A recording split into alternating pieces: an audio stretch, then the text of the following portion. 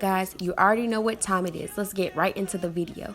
Right here, I'm just taking out each braid of beads, and I unravel that rubber band to ensure that I don't break off any of her hair. I am also going in and detangling each braid from ends to roots just to get some of that buildup off and to get some of that cakey edge control off. I also go in with some water to kind of mix in with the products that she already had on her hair, just to create a little bit of a slip when I do detangle further, because I just want to make sure we don't get any knots, any tangles when I'm shampooing. Right here, I'm shampooing with Dawn dish soap, and this is strictly just to clarify her hair. I've only been co-washing her hair lately because it's getting longer and I don't want to dry it out. Our hair is very prone to being dry, so I just want to make sure I keep as much moisture in her hair and keep her scalp very moisturized with oils. So I wanted to clarify it this time around, so I ensure that all the products are getting into her hair shaft. Here I'm just adding a intensive conditioner, which is the Shea Moisture Manuka Honey Conditioner. This is absolutely my favorite. Like, I just love this conditioner, and I love this conditioner because it allows you to detangle the hair really well, and it just leaves your hair very soft afterwards. So I love this conditioner. Like, look how shiny her hair is just from me using that conditioner. I haven't even used any products or anything else on her hair.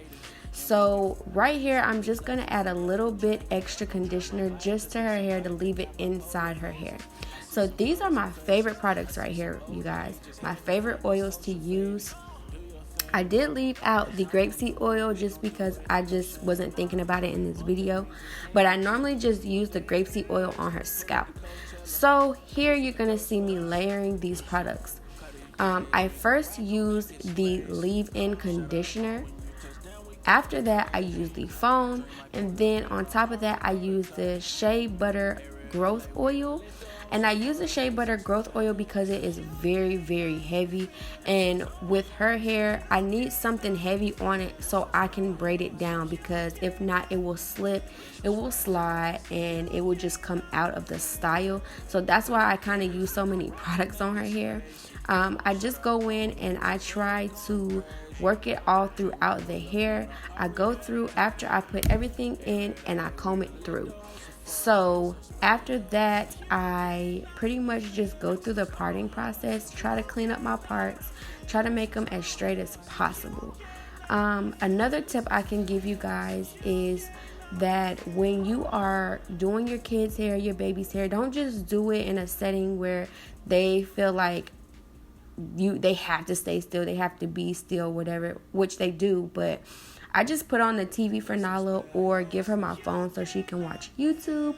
But yeah, just make it fun for them. Sometimes I let her play with a bag of beads where she can shake them up, but she's old enough now to where she knows that she needs to get her hair done, and she sits still for me. So I also started at a young age with her. Like, when she was about 6 months, I started just putting her little pieces of hair into some ponytails, which her dad didn't like that much, but I just wanted her to get used to having her hair done, because a lot of kids don't like to get their hair done. Right here, I wanted to tell you guys that I do not braid down her hair all the way till the ends. I do that because I don't want it to be hard for me to take the braids out when it's time to take the braids out, and two, I don't want to break her hair off at the ends or add too much tension to it, because we want to retain length and moisture in her hair. So I just braid it down, and then when I'm probably, let's say, a fourth of the way down, I just go ahead and curl the ends over my finger. I also brush out all her baby hairs just to ensure that I don't create any bumps along her hairline. When you see those little bumps on the hairline, that means that the hairline is being pulled too tight and it's too much tension on the scalp right there at that point. So I always go in and take the edge control and just brush those little babies out. And then when I'm going in to braid her hair, I don't know what happened to the clip of me actually braiding her hair. I think I deleted it. But when I do that, I just go in and I brush those baby hairs down into the hair before I start to braid, so that you know, it's a nice swoop, it looks neat and clean, and all those little hairs won't be everywhere. I just want to create I want to create less tension as possible. So I kind of sped through me braiding because it was getting kind of rigorous, but here you pretty much get the drift of it, you know, create your little style, whatever you want to do. But here is my favorite tip and trick of this whole video. If you don't have a beater and you want to add beads, use a bobby pin. You just feed the hair through the bobby pin, you feed the beads on the bobby pin, and you pull the bobby pin through, slide the beads down, and boom, your beads are on the hair. Like, I don't know where this idea came from. I just did it one day and it worked. So if you don't have a beater and you only are adding a couple beads, this will work perfect. When I add the smaller beads, I can usually get about 6 beads onto the bobby pin. But when I'm using the bigger beads, I can only get about 4. So, I mean, if you're adding like 10 to 15 to 20 beads on the hair, you want to invest in a nice beater. So now we're finished with the style, and you want to always finish off with some foam or some nice gel that isn't very heavy. I would prefer foam just because it is very lightweight and it really keeps the style in place.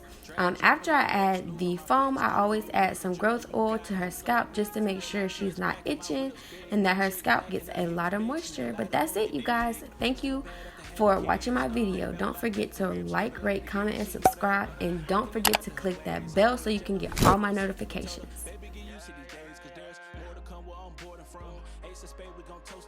CC for the cute and comfort. Sip that, there's no bogus rap.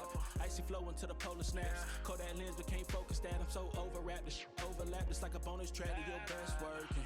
This ain't the